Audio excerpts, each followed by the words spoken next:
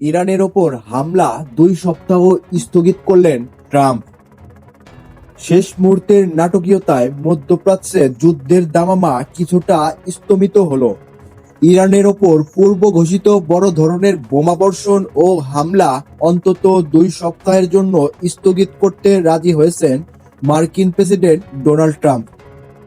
নির্ধারিত সময়সীমা শেষ হওয়ার কিছু সময় আগে এই ঘোষণা এলো।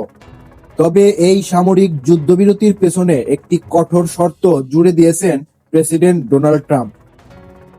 তিনি জানিয়েছেন, এই স্থগিতাদেশ তখনই কার্যকর থাকবে যখন ইরান অবিলম্বে সম্পূর্ণ ও নিরাপদভাবে আন্তর্জাতিক নৌপথ হরমুজ প্রণালী জাহাজ চলাচলের জন্য উন্মুক্ত করে দেবে।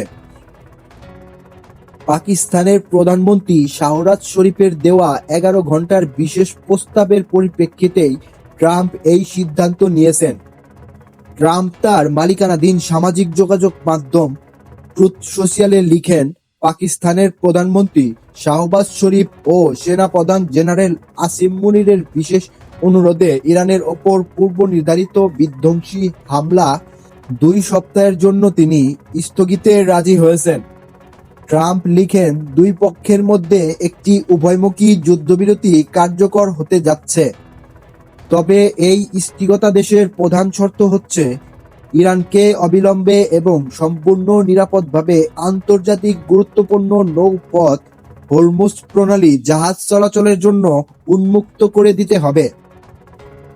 ট্রাম্পের এই নাটকীয় ঘোষণার পেছনে পাকিস্তানের শীর্ষ নেতৃত্বের মধ্যস্থতার বড় ভূমিকা পালন করেছেন বলে তিনি নিজেই উল্লেখ করেছেন। বিবৃতিতে বলা হয়, পাকিস্তানি সরকারের অনুরোধ এবং ইরানের পক্ষ থেকে পাওয়া 10 দফার একটি প্রস্তাবের ভিত্তিতে আমরা এই সিদ্ধান্ত নিয়েছি। আমরা বিশ্বাস করি এই প্রস্তাব আলোচনার একটি কার্যকর ভিত্তি হতে পারে।